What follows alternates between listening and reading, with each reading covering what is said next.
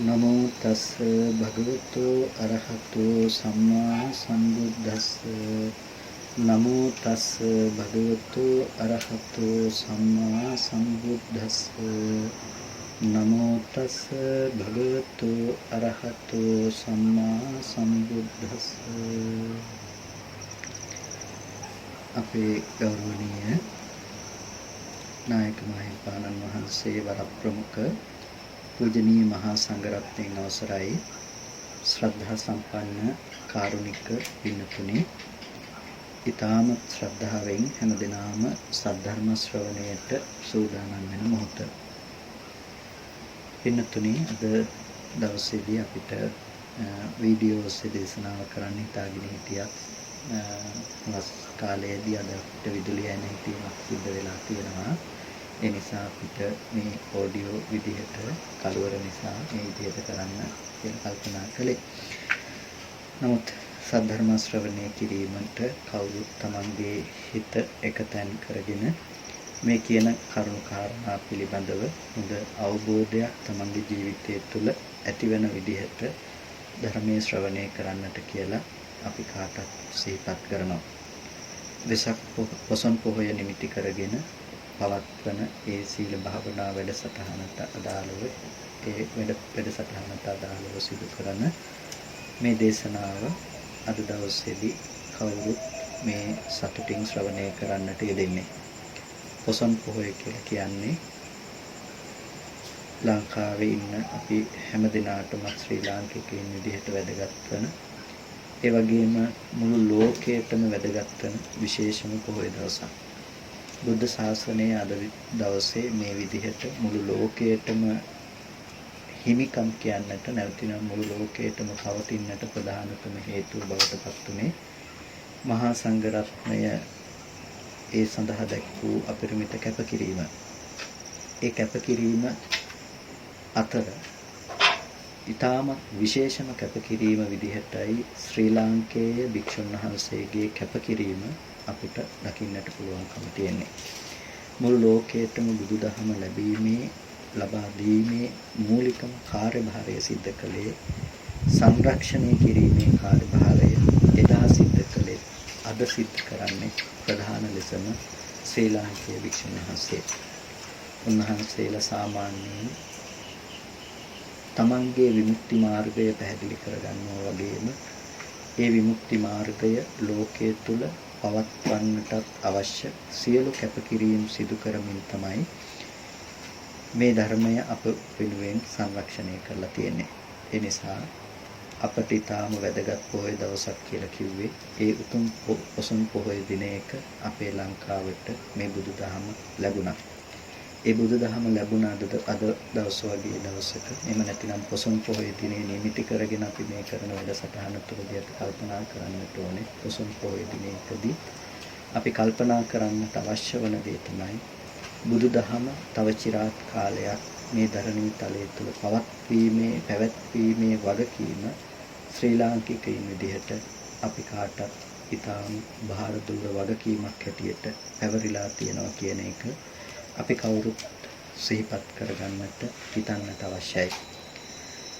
පින්තුනේ අපිට බුදුරජාණන් වහන්සේ නමකගේ ධර්මය රැක ගන්නට ලැබෙනවා කියන්නේ ඒක භාග්‍ය සම්පන්න අවස්ථාවක්.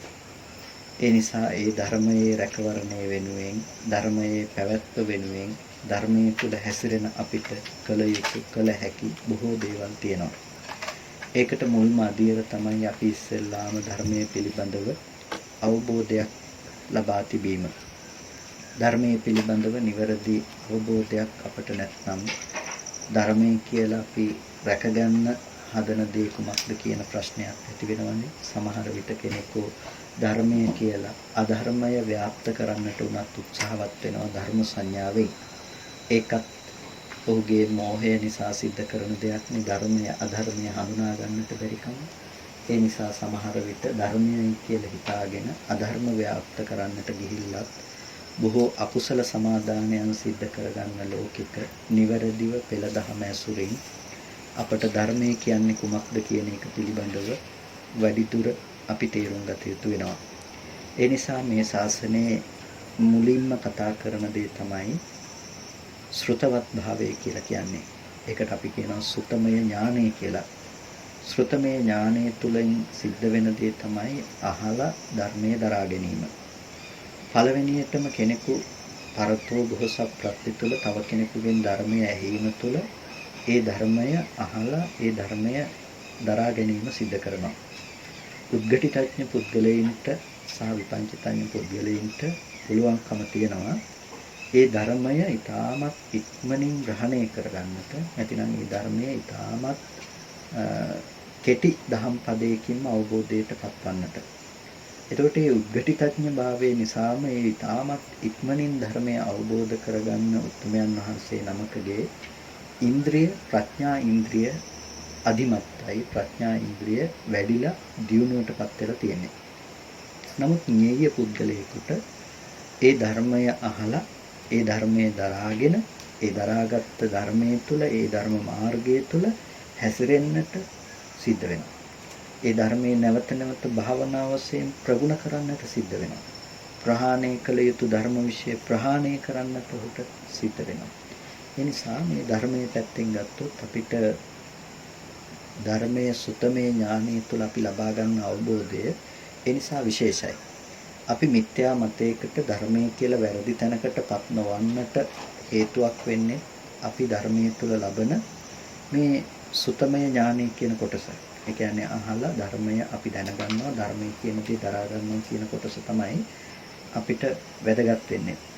සුතවන්ත වගේ සූත්‍ර දේශනාවක් අරගෙන බැලුවත් අපිට දකින්නට පුළුවන්කම තියෙනවා.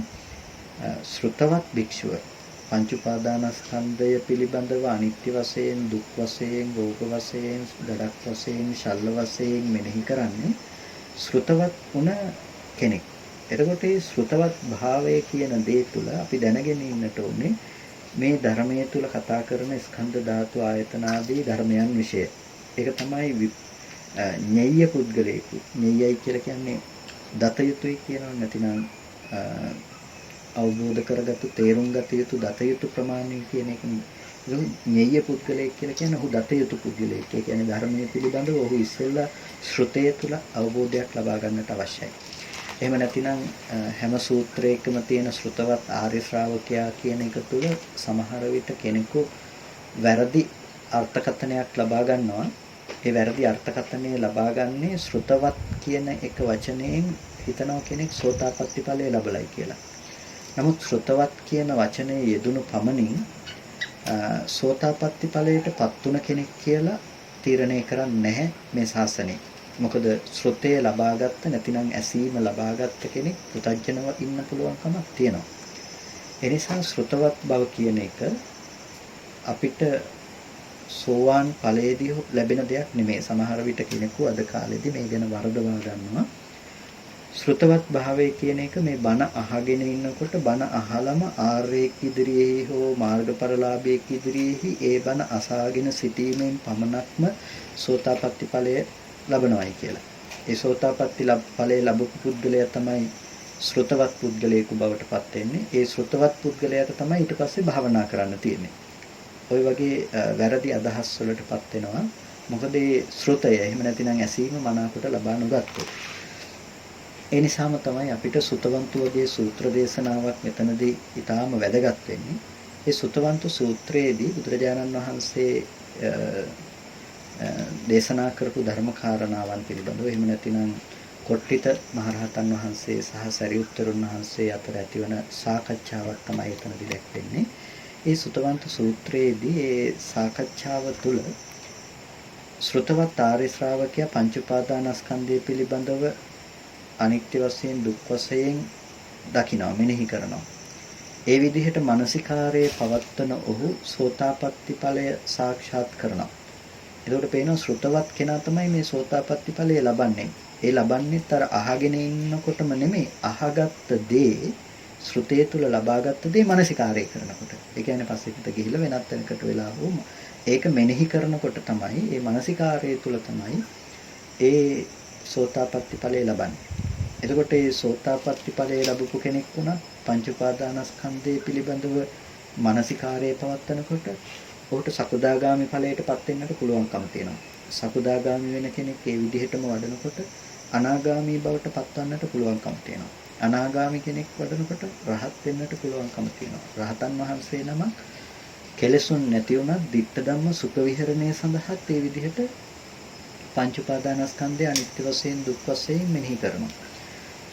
මේ විදිහේ කරුණාකාරණා සමූහයක් අපි අරගෙන බලනකොට දිනතුනේ අපිට පේනවා ධර්මයේ කියන එක දැනගන්නට ඕනේ ඉස්සෙල්ලා. දැනගත්ත ධර්මයේ තමයි අපි සම්මර්ෂණය කරන්නට අවශ්‍ය වෙන්නේ. ඒ කියන්නේ මෙනෙහි කරන්නට අවශ්‍ය වෙන්නේ දැනගත්ත ධර්මය. ඉස්සෙල්ලාම අපිට දැනගත්ත ධර්මයේ දැනගන්නවා කියන තැන නිවැරදිව ඒ ධර්මයේ දැනගන්නට එපේ. අපි දැනගන්න දේ ඊටාම නිවැරදි ලෙස අපි තේරුම් ගන්නට අවශ්‍යයි. ඒ ධර්මයේ නිවැරදි ලෙස අපි තේරුම් ගන්නකොට ඒකට කියනවා ශ්‍රුතවත් බව කියලා. ඒ නිසාම තමයි අපි ඒක පෙළ දහම අනුව සිද්ධ කරගත යුතු වෙන්නේ. ඒ කියන්නේ විවිධ අර්ථකථන විවිධ වැරදි විදිහට පුද්ගලික අත්නෝ මත ලබා දෙන ඒවා ඔස්සේ ධර්මයේ විනිශ්චය නොකොට පෙළ දහම තුල අපි ඒ අර්ථය ලබා ගන්නට දක්ෂ වෙන්නට අවශ්‍යයි. එතකොට ඒ ඔස්සේ අපි මේ අර්ථකථනය ලබා ගන්නට යනකොට අපිට තේරවාද සම්ප්‍රදාය අපිට වැදගත් වෙනවා. තේරවාද සම්ප්‍රදාය තුළ අපිට ලැබුණු අටකථා සම්ප්‍රදාය අර්ථකථන ක්‍රමවේදයන් අපිට වැදගත් වෙනවා. ඒ ධර්මපදයක අර්ථය විග්‍රහ කරගන්නට යනකොට. එයින් තොරව පුද්ගලික අත්නෝ මත බොහෝම දුර්වල දේවල්, ඒ දේවල් ඉතාමත් කල්පනාකාරීව තේරුම් ගත යුතු දේවල්. ඒ නිසා අපි අද සමාජය තුළ තියෙන බොහොම ප්‍රබලව නැගෙන ඇතැම් ධර්ම කාරණාවන් පිළිබඳව අපි කතා කළ යුතු වෙනවා. ඒ දේවල් පෙළ දහමට අනුව කොහොමද අපි කතා කරගත යුත්තේ කියන කාරණාව. පින්තුනේ බුදුරජාණන් වහන්සේ ධර්ම දේශනා කරන්නේ අවිද්‍යා නිරෝධය සඳහා. අවිද්‍යාව කියන දේ නොදන්නාකම, චතුරාර්ය සත්‍ය ධර්මය නොදන්නාකමට අපි කියනවා අවිද්‍යාව කියලා. මේ අවිද්‍යාව කියන එක අන්තයක් නැතිනම් එක කෙලවරක්. යම් කිසි දුකක් හටගන්නවා නම් ඒ දුක හටගන්නේ අවිද්‍යාව නිසායි. අවිද්‍යාවේ යම් නිරෝධයක් තියෙනවා නම් මේකත් එක කෙලවරක් වෙනවා. එතකොට අවිද්‍යාවේ හට ගැනීම පිළිබඳව බලනකම එක අනුපස්සනාවක්. අවිද්‍යාව කියන දේ නිරෝධය පිළිබඳව දන්නාකම එක අනුපස්සනාවක්. අනුපස්සනාව කියලා කියන්නේ නුවණින් මනසිකාරය කිරීමක්. මේ පිළිබඳව විග්‍රහ වෙනවා සුත්ත නිපාතේහි දැක්වෙන ද්වේතානුපස්සනා කියලා සූත්‍ර දේශනාවක් තියෙනවා. මේ ද්වේතානුපස්සනා සූත්‍රය තුල අපිට මේ කරුණ දකින්නට පුළුවන්. අවිද්‍යාව කියන එක අවිද්‍යාවේ හට ගැනීමත් අවිද්‍යාව නිසා දුක හට ගන්නවා කියන එකත් එක අනුපස්සනාවක්. ඒ සූත්‍රය තුලදී භාග්‍යවතුන් වහන්සේ පැහැදිලි කරනවා සබ්බං අවිජ්ජාපච්චයාති අයමේකානුපස්සන. සියල්ල අවිද්‍යා ප්‍රත්‍යයෙන් කියනවනම් මේක තමයි ඒක අනුපස්සනාව බවට පත් වෙන්නේ. එතකොට යම් ලෝකේ දුක කියලා දෙයක් හට ගන්නවා නම් ඒ දුක හට ගන්න හැම පැත්තක්ම අවිද්‍යා ප්‍රත්‍යයෙන් හට ගන්නවා කියලා අපි තේරුම් ගත යුතුයි. ඒක තමයි අපි පැවැත්විය යුතු අනුපස්සනාව, පැවැත්විය යුතු මානසිකාරය. අවිජ්ජායත්වේව අශේෂ විරාග නිරෝධා නත්ති දුක්ඛස්ස සම්භවෝති අයං ဒ ුතියානුපස්සනා. ඒ අවිද්‍යාවගේම නිර්වශේෂ නිරෝධයෙන් දුකෙහි හට ගැනීමක් සිද්ධ වන්නේ නැහැ කියන ඒක තමයි අනික් අනුපස්සනාව බවට පත් වෙන්නේ. එතකොට අවිද්‍යාවේ හට ගැනීම කියන එක තුළ එක අනුපස්සනාවකුත් අවිද්‍යාවේ නිරෝධය පිළිබඳව දකිනකොට එක අනුපස්සනාවකුත් කියන අනුපස්සනා දෙකක් අපිට දකින්නට පුළුවන්. මේ දෙපැත්තට දක්වන මේ අනුපස්සනාවට කියනවා ද්වේතානුපස්සනාවක් කියලා. ද්වේතාවය කියලා කියන්නේ කාරණා දෙකක් අතර පවත්නා දෙයක් නේ. එතකොට අන්නේ ද්වේතාවය අවිද්‍යාවේ හට ගැනීම සහ අවිද්‍යාවේ නිරෝධය දකින ප්‍රඥාව පිළිබඳවයි මේ අනුපස්සනාව පවතින්නේ. ඒ නිසා මේකට අපි කියනවා ද්වේතානුපස්සනාව කියලා. මේ ද්වේතානුපස්සනාවේදී වැදගත් දේ තමයි අවිද්‍යාව කියන දේ දුකට හේතුවක් උනේ කොහොමද කියන එක.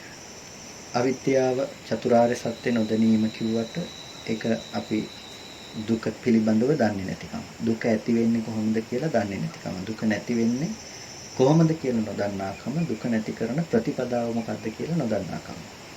දුකයි කියලා කියනකොට ඒක ජාති ජරා ව්‍යාධි මරණ ශෝක පරිදේව දුක්ඛ දෝමනස්ස උපායාස මේ ඔක්කොගෙම අපිට කතා කරන්න පුළුවන් වුණා. කෙටියෙන්ම මේ දුකේ මූලය ලෙස අරගෙන අපි කතා කරනවා සංකිට්ඨේන පංච උපාදානස්කන්ධා දුක්ඛ කියලා සැකෙවින්ම කෙටියෙන්ම පංච උපාදානස්කන්ධ ධර්මය දුකයි කියලා. ඒකට දුක නම් ඒ කුමක්ද? පංච උපාදානස්කන්ධ ධර්මය. පංච උපාදානස්කන්ධය කියලා කියන්නේ මොකද්ද? පංච උපාදානස්කන්ධේ රූප වේදනා සංඥා සංස්කාර විඥාන කියන මේ උපාදානස්කන්ධ ධර්මය. එතකොට මේ පංච උපාදානස්කන්ධ ධර්මය උපාදානස්කන්ධ කියන නාමය ලබන්නේම ඒ ධර්මය සාසව උපාදානීය වන නිසා. ඒ කියන්නේ ආශ්‍රවයන්ගෙන් ඇසුරු කළ හැකි උපාදානයෙන් ඇසුරු කළ හැකි කියන කම තියෙන කෙනෙකුට හසු වෙන්නෙම පංච උපාදානස්කන්ධ ලෝකයක්. එයාට කර්මද විපාකද කෙලෙස්ද කියන මට්ටමක නෙමෙයි. ඇසුරු කරන්නේම පංච උපාදානස්කන්ධ ලෝකයක්. යම් කිසි කෙනෙකුට ඇහැ තියෙනවා නම් ඇස ඇසුරු කරනවා නම් ඇස ඇසුරු කරන ඔහුට පංච උපාදානස්කන්ධයක් කියලා තමයි කියන්නේ. ඔහුට තියෙන රූප උපාදානස්කන්ධය. අපි ටිකක් ඒක අපේ ජීවිතය තුළින් අපි දකින්නට උත්සාහවත් වෙමු. අපි අපේ ජීවිතයේ පැත්තෙන් ওই කාරණාව ටිකක් සම්මර්ෂණයක් කළොත් අපිට පේනවා බාහිර ලෝකයේ තුල පවතින රූපයන්ගේ පැවැත්ම කියන දේ. එතකොට අපි අවට දේවල් තියෙනවා. S2 පියාගත්තාම අපි දැකපු, අපි අහපු, නැතිනම් අපි විඳපු ඒ විඳන ලෝකය අපිට පරිබාහිරව අපිට ලැබෙනවා. ඒ පරිබාහිරව අපිට ඇති බවට හම්බෙන ඒ ලෝකය තුල ඇති ලක්ෂණය නිසාම නැවත නැවතත් අපි ඒ දේ දැකීම සඳහා හිත යොමු කරනවා. හිත යොමු කරනකොට අපිට නැවත නැවතත් ඒක ඒ දේවල් ඇති බවටම අපිට ග්‍රහණය වෙනවා. මේක ඇතුළත තියෙන સિદ્ધාන්තය අපි විමසලා බැලුවොත් ඇතුළත තියෙන දේ තමයි ඇහැකට පැමිණෙන්නේ වර්ණ සටහන. අන්ධකාරයකදී අපිට රූප පේන්නේ නැහැනේ. අන්ධකාර බවත් ඉතින් පේනවා. නමුත් අපි දැනට හිතලා බැලුවොත් එහෙම රූපයක් කියන දෙයක් පේන්නේ නැහැ. නමුත් ආලෝකය කියන එක තමයි අපේ ඇසට ගෝචර වෙන්නේ. ආලෝකය කියන එක අපේ ඇහැට ගෝචර වෙනකොට බාහිර වස්තුවට පතිත වෙලා එන පරාවර්තන ආලෝකයක් ඇහැට වැටෙනවා. ඒ පරාවර්තන ආලෝකයක් ඇහැට වැටෙන තැනක ඒකට කියනවා වර්ණ නිභා කියලා. එහෙම නැතිනම් වර්ණ සටහන කියලා. ඒ වර්ණ සටහන ඇහැට පතිත වීම තුළ කොයි වෙලාවකවත් සත්ව හෝ පුද්ගල හෝ ආත්ම භාවයක් අපි ළඟට ආවේ නැහැ. එහෙම අනාත්ම ලක්ෂණයක පැවැත්මක් තිබුණ තැනක අපි හිතෙන් එකතු කරගත්ත, අපි හිතෙන් ඇසුරු කරපු දේවල් ටිකකුත් එක්ක අපි මේ ධර්මයේ දැනගන්නවා. පුද්ගලයෙක් හැටියට, කෙනෙක් හැටියට අපි ඒක දැනගන්නවා. ඒ දැනගත්ත කෙනත් බාහිර ලෝකයේ තුල ඉන්න කෙනෙක් හැටියට අපි කල්පනා කරනවා. ඒකට දැන් මේ සිදුවීම තුල ඇහැට ආවේ වර්ණ සටහන කෙනෙක් විදිහට තිබුණේ නැහැ. නමුත් අපිට දැනගත්තේ වර්ණ සටහන ආරම්භය පුද්ගලයෙක් පිළිබඳව නිමිති ටික. ඒ දැන ගැනීම ආරම්භය අපිට ලෝකයේ තුල බොහෝ කාලයක් තිස්සේ අපි අසුරු කරපු හෝ දැනගත්ත හෝ නොදැනගත්ත හෝ ඇලෙන්න සුදුසු හෝ ගැටෙන්න සුදුසු හෝ පුද්ගලයෙක් කියන එක තුල ඔබට අදහසක් ඇති වුණා. එතකොට දැන් අපේ මනස තුල හැම වෙලාවකදීම අපි එකතු කරගෙන තිබුණ ආශ්‍රව ටිකෙන් එකතු කරගෙන තිබුණ සංකල්පනා ටිකෙන් අපි අර පුද්ගල භාවය නැතිනම් පුද්ගල භාවයක් නොමැති තැන, අර කියන්නේ වර්ණ සටහන ආපු තැන ඇසුරු කළා. හිත පැත්තේ තිබුණ කෙලස් ටික, හිත පැත්තේ තිබුණු ආශ්‍රව ටික අපි සම්පූර්ණම අර බාහිර රූපයේ තියෙන දේවල් හැටියට කල්පනා කළා. ඒ කෙනාට කියනවා රූපයේහි Nirodhaය දැක්කේ නැහැ කියලා. රූපය හටගත්ත බව දැක්කෙත් නැහැ, රූපේ ඉතුරු නැතුව නැති වෙන බව දැක්කෙත් නැහැ. වර්ණ සටහන කියන සතර මහා ධාතුව නිසා පවත්නා වර්ණ සටහන කියන තැනින් රූපය හම්බුනොත් සතර මහා ධාතුවේ ප්‍රසාදවත් උපවත් බව කියන තැනින් ඇහැ හම්බුනොත් මේ දෙක අතර ඇති අනාත්ම ගනුදෙනුව හම්බ වෙන නිසාක කිසිම තැනක පුද්ගල බවක් පුද්ගලයෙක් තව පුද්ගලයෙකු දැකීමක් මෙතන මේ ඇස හෝ රූපය අතර ගනුදෙනුවක ඇත්තේ නැහැ. එහෙම තිබුණ අනාත්ම ලක්ෂණයක් ඇති තැනකදී අපි පුද්ගල බවක් විදිහට පුද්ගලයෙක් විදිහට මේක ඇසුරු කරනවා කියලා කියන්නේ. කෙලින්ම අපි දුක උපද්ද ගන්න පුළුවන් දෙයක් තමයි ඒ උපද්දගෙන තියෙන්නේ. ඇයි? එක්කෝ ඒ පේන දෙයට අපි ඇලෙන දෙයක් නම් ඇලෙන දේ නිසා එන දුකක් වෙනවා. ගැටෙන දෙයක් නම් ගැටෙන දේ නිසා එන දුකක් වෙනවා. ඒ වගේම තමයි ඒ දේ විඳින මම මේ පැත්තේ හැම වෙලාවකදීම නිර්මාණය වෙන නිසා ඒ පුද්ගල බව මමත්වය කියන දේ පවත්වන කොටත් එක දිගට ජීවත් වෙන මාව හම්බෙන එක තුළ දුක් විඳින්න පුළුවන්, ජාති ජරා ව්‍යාධි මරණ විඳින්න පුළුවන්, තමන්ගේ පැවැත්ම හැම වෙලාවකදීම සිද්ධ වෙලා තියෙනවා. කොහෙන් ගියත් අපිට ඒ දේ තුළ දුක කියන දේ තමයි හම්බෙලා තියෙන්නේ.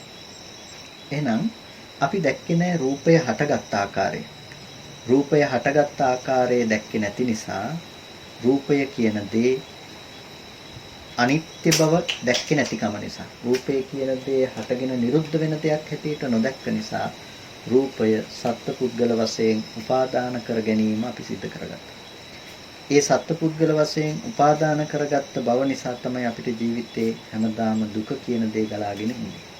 එතකොට අවිද්‍යාව කියන එක හටගන්න ආකාරය ගැන අපි දැක්කොත් අවිද්‍යාව කියන දේ හට ගැනීම අපිට පෙන්වන්නට තියෙනවා. රූපය ඇති වෙන හැටි දැක්කේ නැහැ, ඒකම අවිද්‍යාව. ඇහැ හටගන්න ආකාරය දැක්කේ නැහැ, ඒකම අවිද්‍යාව. ඇහි නිරෝධය දැක්කේ නැහැ, ඒකම අවිද්‍යාව. රූපේහි නිරෝධය දැක්කේ නැහැ, ඒකම අවිද්‍යාව. නැතිනම් නොදන්නාකම. එතකොට ඒ නොදන්නාකම නිසා තමයි අපි අර මනස තුල යෙදුණු පුද්ගල බව බාහිර ලෝකයට නැඹුරු කරලා කෙනෙක්ව පුද්ගලයෙක්ව විඳින්න පුළුවන් මට්ටමක් හදාගත්තේ. ඒ කියන්නේ පින්නතුනේ අපේ මනස තුල අපිට හම්බ වෙන්නෙම හැම වෙලාවකදීම ලෝකේ ජීවත් වෙන පුද්ගලයෝනේ. ඇසුරු කරන්න හම්බෙන දේවල්නේ, ඇලෙන්න තියෙන දේවල්, ගැටෙන්න තියෙන දේවල්, කැමැති අකමැති දේවල් තමයි අපිට ලෝකෙ තුල හම්බ වෙන්නේ. හැබැයි අපි දන්නේ නැහැ මේ දේවල් කැමැති අකමැති විදිහට ගොඩනගලා දුන්නේ හැම මොහොතකම මේ දේවල් නැවත නැවත ඇසුරු කිරීමට ලක් කරන්නේ Tamanගේ චේතනාව පැත්තෙන් කියලා. ඒ කියන්නේ ඒක සංස්කරණය කරන සකස් කරලා Taman ළඟට පැමිණෙන දෙයක් කියලා දකින්න Tamanට එතන නුවණක් පවතින්නේ නැහැ. නුවණක් නොපවතින නිසා ඒ දේ පුද්ගල භාව විදිහටම Tamanට ඇසුරු වෙනවා. ඒ පුද්ගල භාවයේ තුල බුදුරජාණන් වහන්සේ නිවනක් පිළිබඳව දේශනා කරන්නේ නැහැ. එනම් පුද්ගල බව ඉක්මවා යන්නට අවශ්‍යයි අපිට නිවන කියන දේ දකින්නට නම්. ඒ හින්දා තමයි මහණෙනි යමක් තොපගේ නොවේ නම් එය දුරු කරව. මහණෙනි යමක් අපේ නෙමෙයි නම් ඒ දේ දුරු කරන්න කියලා බුදුරජාණන් වහන්සේ දේශනා කළේ. එතකොට අපේ නොවන දේ මොනවද? ඇස අපගේ තොපගේ නෙමෙයි, රූපේ තොපගේ නෙමෙයි. එතකොට ඇහැ අපේ නෙමෙයි, රූපය අපේ නෙමෙයි. මේ විදිහට තමයි බුදුරජාණන් වහන්සේ දේශනා කරන්නේ. එහෙනම් ඇහැ දුරු කරන්න. එහෙනම් රූපේ දුරු කරන්න. ඇහැ දුරු කරන්න සහ රූපේ දුරු කරන්න කියලා කියන්නේ මේ අපිට පුළුවන් කමක් නැහැනේ රූපයේ දර්ශන කෘත්‍ය කියන ඇසේ දර්ශන කෘත්‍ය නැතිනම් රූපයේ දකින්න බව දකින්න කමයින් කරන්න පුළුවන් කමක් නැත්තේ නැහැ. එතන තියෙන්නේ සම්පූර්ණම කෙලෙස් රහිත මට්ටමක්. නමුත් ඇහැ දුරු කරන්න කියන තැනදී ඒ දුරු කළ යුතු ඇහැ කියන එක තේරුම් ගන්නට ඕනේ කොතනද කියන එක පිළිබඳව හොඳින්ම විග්‍රහ කරන තැනක් තමයි අනාථපිණ්ඩිකෝ වාද සූත්‍ර දේශනාව. අනාථපිණ්ඩිකෝ වාද සූත්‍රයේදී අපිට බුදුරජාණන් වහන්සේ දේශනා කරනවා මේ සරියුත්තරුන් වහන්සේ පැහැදිලි කරනවා අනේ පිළිසිතුමාට ගැහැවිය ඔබේ විඥාණයට ඇස ඇසුරු නොවේවා. ඔබේ විඥාණයට රූපය ඇසුරු නොවේවා. ඔබේ විඥාණයට චක්කු විඥාණය ඇසුරු නොවේවා. එතකොට ඒ විඥාණයට ඇස ඇසුරු වෙන්න දෙන්න එපා. ඒ විඥාණයට රූපය ඇසුරු වෙන්නට දෙන්න එපා. ඒ විඥාණයට චක්කු විඥාණය ඇසුරු වෙන්න දෙන්න එපා. මේ විදිහට දේශනා කරන එකේදී දැන් විඥාණයෙන් කොහොමද ඇස ඇසුරු නොකර ඉන්නේ? ඇස ඇසුරු වෙනවා කියන්නේ මොකද්ද?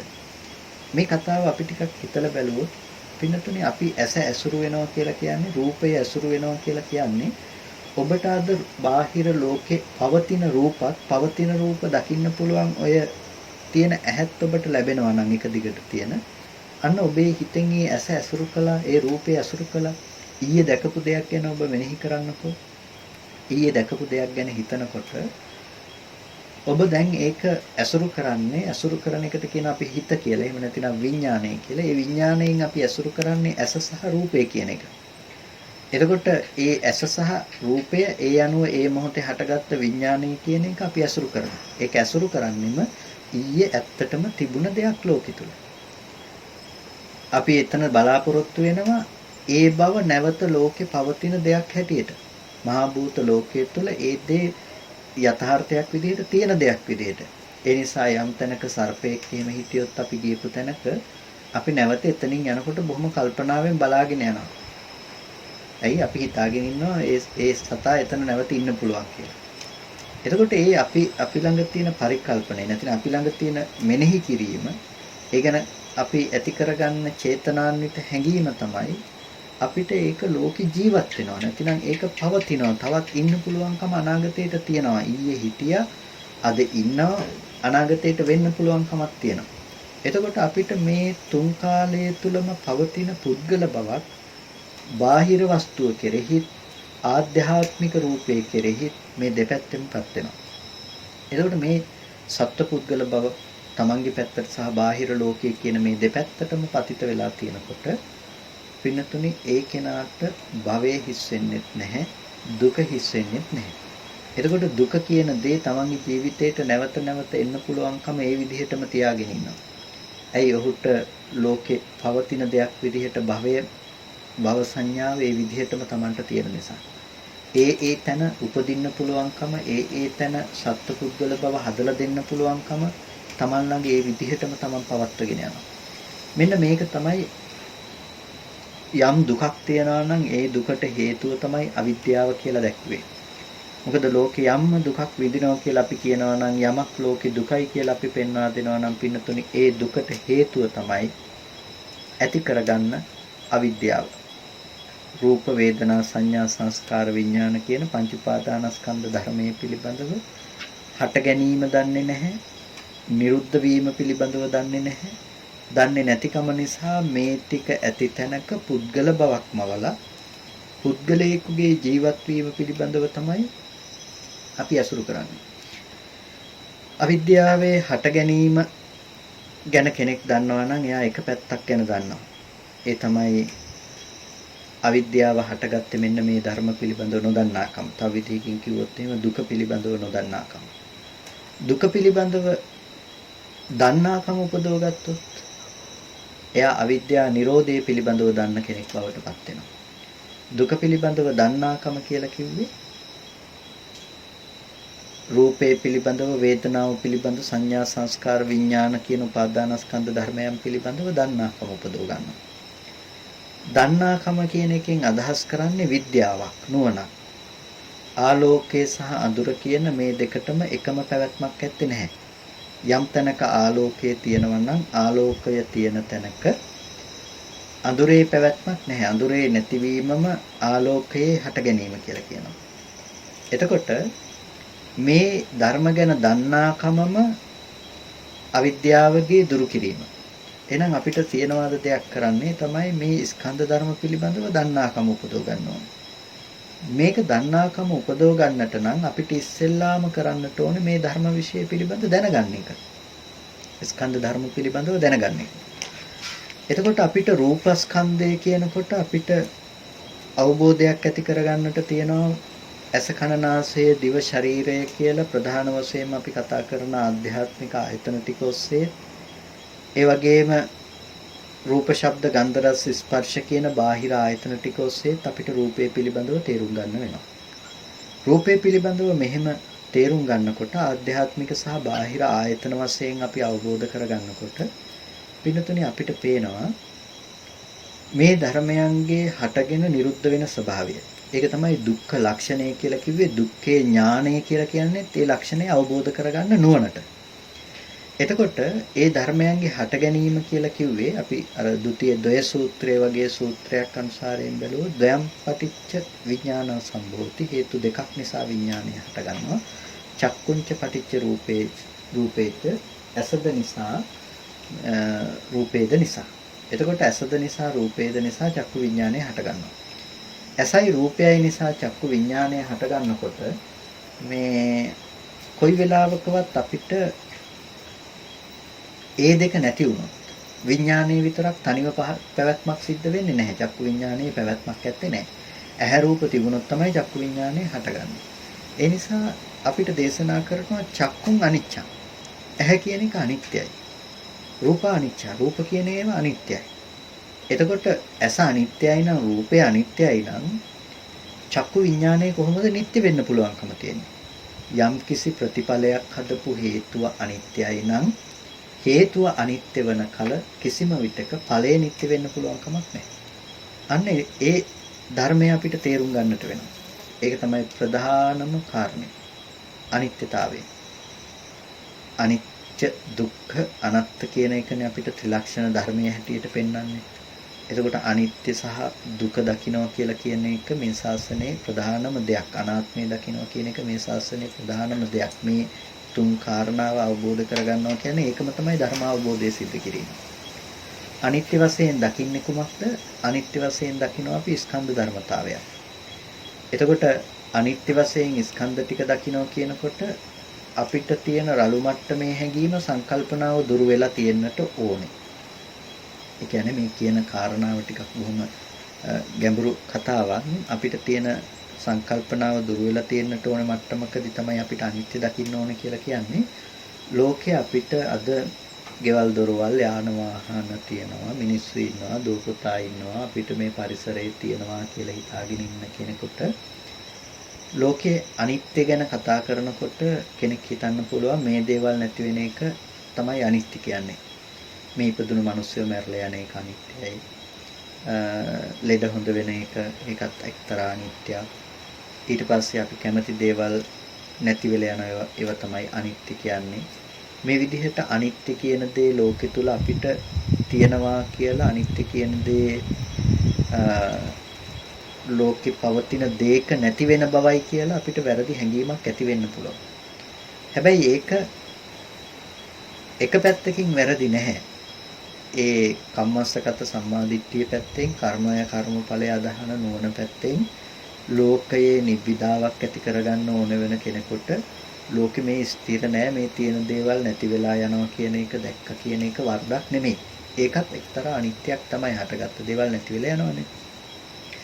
හැබැයි බුදුරජාණන් වහන්සේ දේශනා කරන ධර්මාවබෝධයේ පිණිස හේතු වෙන අනිත්‍යතාවය ඊට වඩා බොහොම ගැඹුරු, ඊට වඩා බොහොම නුවණින්ම අවබෝධ කරගත්තු අනිත්‍යතාවය. ඒක දෙයක නැති වෙන බව නෙමෙයි.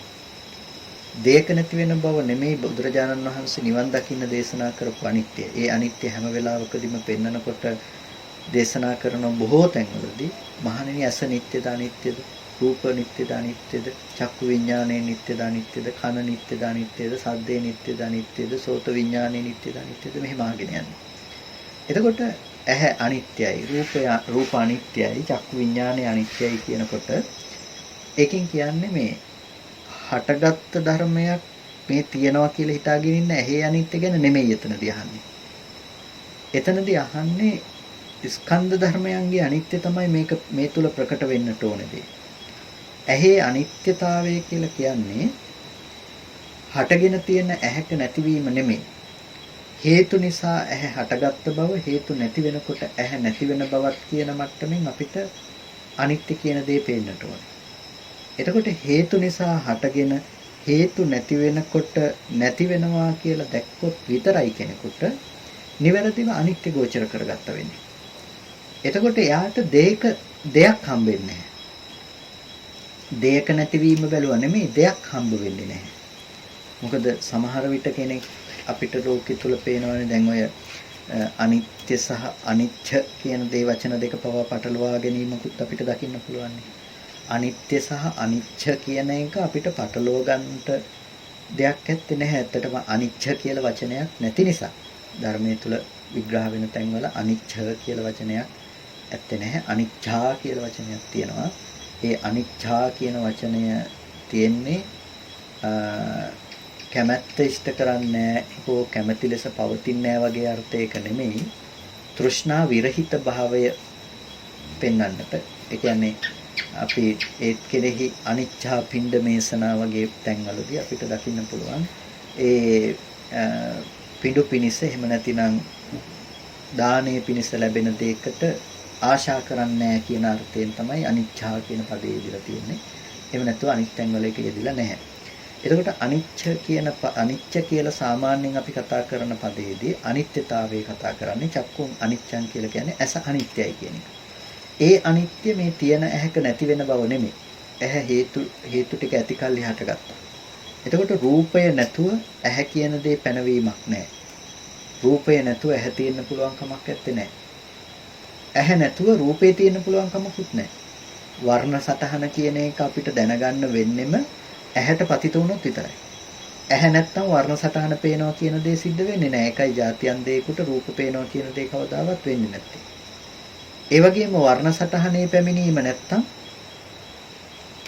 ඇහැ තිබුණත් රූප දකින්න පුළුවන් කමක් නැත්තේ.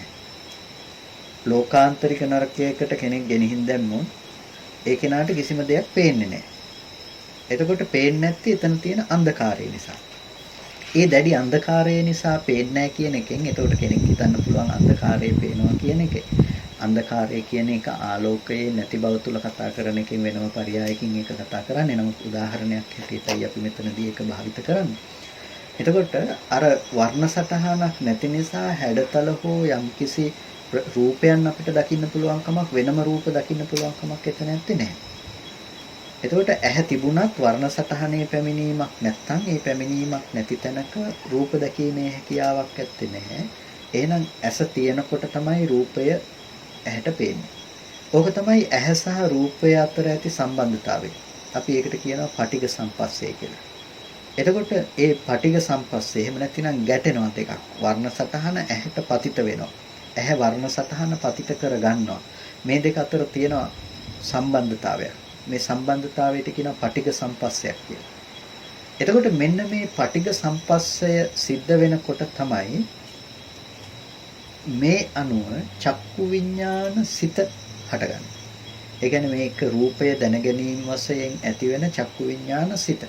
එතකොට මේ සිතේ ලක්ෂණය රූපය සත්වේකව පුද්ගලයෙක් කියලා දැනගන්න එක නෙමෙයි, වර්ණ සටහනක් පතිත වුණා කියලා ඇහැට පතිත වුණ බව පිළිබඳව රූපේ දැනගන්න. එතකොට ඇහැට පතිත වුණ රූපේ පිළිබඳව දැනගන්න එක තමයි චක්කු විඥාණයෙන් ප්‍රධාන ලෙසම කළේ. ඒ සිත පැවතුනේ ඇස ඇසුරු කරගෙන තමයි, ඇස වස්තුව කරගෙන තමයි ඒ රූපේ චක්කු විඥාන සිත ඉපදුනේ. ඒ විදිහට ඇහැට පතිත වුණ වර්ණ සටහන ආරම්භය ඒ අනුව සිතත් පහළ වුණාට පස්සේ අපි ඒ ලක්ෂණ ටික ඔක්කොම එකතු කරලා හිතට නගලා නැවත ඇති කරගන්නවා. තමන්ගේ හිතේ තියෙන දේවල් ටිකත් එකතු කරලා ඒ එකතු කරගත්ත ටික තමයි ඊට පස්සේ දැනගන්නේ. දැන් ඒ මොහොත වෙනකොට ඇහැ රූප චක්කු විඥාන කියන ධර්මය තමන්ගේ දේ සිද්ධ කළා ඉවරයි. තමන්ගේ අර්ථය තමන්ගේ කෘත්‍ය සිද්ධ කළා ඉවරයි. එතකොට ඒ සිද්ධ කරපු දේ තුල තියෙන ප්‍රතිඵලය අරගෙන තමයි මේ ඊතුරු ධර්මතා ටික හටගත්තේ. දැන් අඹ ඇටයක් හිටෙව්වට පස්සේ අඹ පැලයක් හැදෙනවානේ. අඹ පැලේ නිසා අඹ ගහක් උපදිනවා. හැබැයි අඹ ගහ උපදිනකොට අඹ ඇටේ නැහැනේ. අපිට අහන එක සුදුසු නෑනේ කො දැන් අඹ ඇටේ කියලා. අඹ ඇටේ තමයි නිසා තමයි ගහ ඉපදුනේ. එතකොට ගහ කියන්නේ අඹ ඇටේ නෙමෙයි. ඒ වගේ අපි ඇහැ රූප චක්කු විඥානාදී ධර්මය තිබුණ තැනක තමයි අපිට ඊට පස්සේ පහළ වෙන සිත් පරම්පරාව සිත් පහළ වීම සිද්ධ වුනේ. හැබැයි ඒ සිත් රූප නෙමෙයි. ඒ සිත් ඇහැ එහෙම නෙමෙයි. එතන ඉපදුණු ධර්මතා ටික අසුරු කරගෙන තමයි මේ ධර්මය නැවත නැවත උපදින්නේ.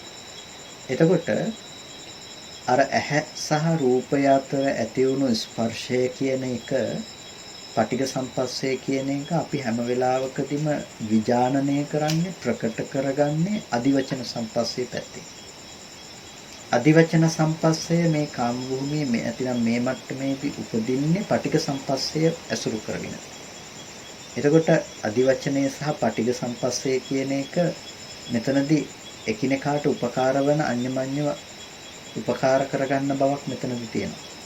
එතකොට මෙන්න මේ හිතේ ඇති කරගන්න ස්පර්ශය නිසා එහෙම නැතිනම් ඒ ධර්මය නැවත නැසුත ඔසවා තැබීම නිසා අන්තිමේටම ඇති වෙන ප්‍රතිඵලය තමයි තමන් බොහෝ කල ඇසුරු කරගත්ත ආශ්‍රව ටිකක් තිබ්බනම් කෙලෙස් ටිකක් තිබ්බනම් ඒ ටික ඇසුරු කරන්නේ. එතකොට අපි දැනගන්නේ අර බොහෝ කල ඒ ඔස්සේ ඒ වගේ දෙයකට අපි හිතපු සංකල්පනාව තමයි ඇති කරගන්නේ. ඒ සංකල්පනාව අපි හිතනවා එළියේ තිබ්බේ ඒක තමයි කියලා. දැන් අපි තණ්හා කරන්නේ ඔන්න ඔය සංකල්පනාව හිතේ ඇති කරගත්ත සංකල්පනාවත් එක්ක ආපු දෙයට තමයි බාහිරේ තියනවා කියලා තණ්හා කරන්නේ. හැබැයි පින්නතුනේ ඒ තණ්හාව අපි එතනට කරාට ඒ තණ්හාව කොයි වෙලාවකවත් අඹ ඇටේ කියන තැනට අපි තණ්හා කරලා නැහැ. ගහ නිසා හැදුණු අඹ ගෙඩියට අපි තණ්හා කරලා තියෙන්න පුළුවන්. හැබැයි ගහ නිසා අඹ ගස නිසා හැදුණු අඹ ගෙඩියට තණ්හා කරන අපිට කියන්න සුදුසු නැහැ. අපි අඹ ඇටයකට තණ්හා කළා කියලා. මේ ගහ හැදෙන්න හේතු වුණ අඹ ඇටයට අපිට තණ්හාව තියනවා කියන්න සුදුසු නැහැ. හැබැයි එතන පිරිසුදුත් නැහැ. ඒ පිරිසුදු නැත්තේ අපි අඹ ගෙඩියට තණ්හා කිරීම තුළ මේ චක්‍රයම අපිරිසුදු වෙලා තියෙනවා. නිකම්ම මේ හේතු ටික නිසා හැදුණු ඵලයකට තමයි අද මේ තණ්හාව ඇති කරගෙන තියෙන්නේ කියන තැනක. ඒ වගේ කෙනකෙනා සතු තියෙන ආශ්‍රව සහ උපාදාන බව නිසා මේ ඔක්කොම නම් කරනවා පොදුවේ අඹ ගහ හැදෙන්න හේතු වුණ අඹ ඇටේ ඉඳලා සියලුම දේවල් ටික උපාදානස්කන්ධයි කියලා. ඒ විදිහට නම් කරන්න හේතුනේ අර ඇති කරගත්ත අඹ ගෙඩියට ආස කරනවා කියන මට්ටමේ තිබුණු තණ්හා උපාදාන ටික නිසා. එතකොට අපි සම්පූර්ණම දැන් යම් කිසි කෙනෙකුට නුවණක් පවත්වන්න පුළුවන් වුණොත් අඹ ඇටේ Nirodhe දකින්න තැනට යනකම්. එතකොට අඹ ගහක අඹ පැලයක පැනවීමක් නැති තැනකට යනකම් ගහක් බවට පත් වෙනකොට එතකොට පත්තුන ගහ කියන තැනක් තියෙන ඇත්ත තත්වයට තේරුම් ගන්න පුළුවන් නම් එතකොට පින්නතුනේ අඹ කියන પરම්පරාවක් හම්බ වෙන්නේ. කොටින්ම එයාට ඒ අඹ කියන බව අඹ ගහ කියන එක අඹ ගෙඩිය කියන තැනට එන්න කලින් එයාට ඇති වුණු සියලු ධර්මයන්ගේ Nirodha යම් කෙනෙක් සාක්ෂාත් කරන්න ගත්තොත් ඒ කෙනාට අද මේ විදිහට පවතින දෙයක් විදිහට හම්බ වෙච්ච પરම්පරාගත පැවැත්මක් හම්බ වෙන්නේ නැහැ. එතකොට එකම කාලෙක එකම දිගට තිබුණු දෙයක් විදිහට නෙමෙයි ඔහුට ඒක හම්බෙලා තියෙන. දැන් ඕක අපි ආරෝපණය කළොත් අපේ ජීවිතයේ දැන් අපි අම්මා හෝ තාත්තා හෝ දරුවා හෝ කියලා විඳින තැනක අපි අර අඹ ගෙඩියට තණ්හා කරනවා වගේ නේක විඳින්නේ. අපි තණ්හා කරන්නේ අපිට පේන දරුවට. අපිට පේන අම්මට තමයි අපි තණ්හා කරන්නේ. හැබැයි ඔය අම්මා කියන බව, දරුවා කියන බව ඒක සම්පූර්ණයෙන්ම ඇති වෙච්ච එකේ කතාවක් තියෙනවා. ඒ කතාව තමයි ඔතන ඇත්තටම අපිට පේන වර්ණ සටහන දරුවා උනේ නැහැ. හැබැයි ඒ වර්ණ සටහන අරබය හදපු සංකල්පමය වශයෙන් ඇති කරපු දේ තමයි අපිට තණ්හා කරන්න හේතු වුණ දේ. දැන් අපි තණ්හාව පවත්වන්නේ එතකොට අර සංකල්පනා වශයෙන් ඇති කරපු ටිකත් එක්ක ඇති කරපු දෙයකට.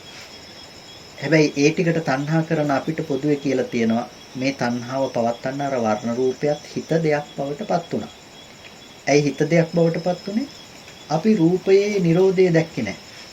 රූපය හටගෙන රූපේ නිරුද්ධ වුණ දෙයක් කියලා අපි දැක්කේ නැහැ. ඒ රූප Nirodhe නොදැක්ක නිසා තමයි අපි ඒ රූපය ආරම්භය දරුවා ඉන්නවා කියලා කල්පනා කරේ. දරුවා ඉන්නවා කියලා කල්පනා කරපු නිසා තමයි ඒ ඉන්න දරුවා එක දිගට හම්බෙන කම නිසා ඒ හම්බෙන දරුවට අපි ආදරය කරන්නේ.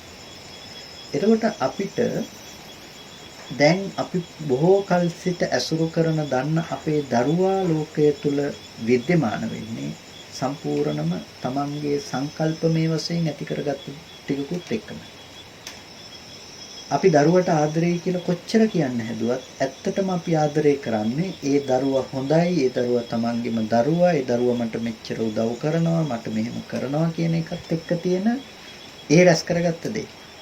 හැබැයි යම් මොහොතක ඔය රැස් කරගන්නවා කියන එක පොඩ්ඩක් වෙනස් වුණොත් මේ දරුවා මෙච්චර නපුරුයි නැත්තම් මේ දරුවා මෙච්චර නරකයි කියලා සංකල්පනාව වෙනස් වුණොත් දැන් අර රූපේ දකිනකොට අපිට වෙනද ඇති වුණ සංකල්පනාව නෙමෙයිනේ පේන්නේ. දැන් අපිට ඇති වෙන්නේ බොහොම තරහ, අපිට බොහොම අමනාපයක් ඇති කරගන්න පුළුවන් අරමුණ. දැන් අපිට ඒ දරුවා කියන බව අමනාප සහගත දෙයක් බවට පත් වෙනවා. ඇයි අපිට ඒක වෙනස් වෙන්න පුළුවන්කම තිබුණේ? වෙනස් වෙන්න පුළුවන්කම තිබුණේ මනාපය ඇති කර ගැනීම හෝ අමනාපය ඇති කර ගැනීම රූපයට කිසිම සම්බන්ධයක් තිබුණ දෙයක් නෙමෙයි. ඒක සංකල්පනාව පැත්තෙන් සිද්ධ කරගත්ත දෙයක්. ඒ නිසා අපි සංකල්පනාව වෙනස් කරගන්නකොට නිකම්ම අපිට ඒ රූපය අකමැති රූපයක් වෙනවා. ඒ නිසා තමයි ඔබ අද අහන ගීතයට සමහර විට හෙට අකමැති වෙන්න පුළුවන්. මොකද ඒ කැමැති වෙනකම සද්දෙට අයිති දෙ නෙමෙයි. ඒක තීරණය කළේ අපේ හිත පැත්තේ තිබුණ චේතනාව නැතිනම් මානසිකාරයේ පැත්තෙන්. අපිට රූපයේ අනිත්‍යතාවය අපිට පේනවා නම් අපිට එතන ඇත්තටම උපදින්න නැත්තේ එක දිගට ජීවත් වෙන දරුවෙක්. දැන් අපි උත්සාහවත් වෙන්නේ එතකොට දරුවට තියෙන කැමැත්ත නැති කරන්න නෙමෙයි. අපි උත්සාහවත් වෙන්නේ දරුවත් එක්ක නොගැටී ඉන්න නෙමෙයි. අපි උත්සාහවත් වෙන්නේ හේතුඵල ධමයක් දකින්න.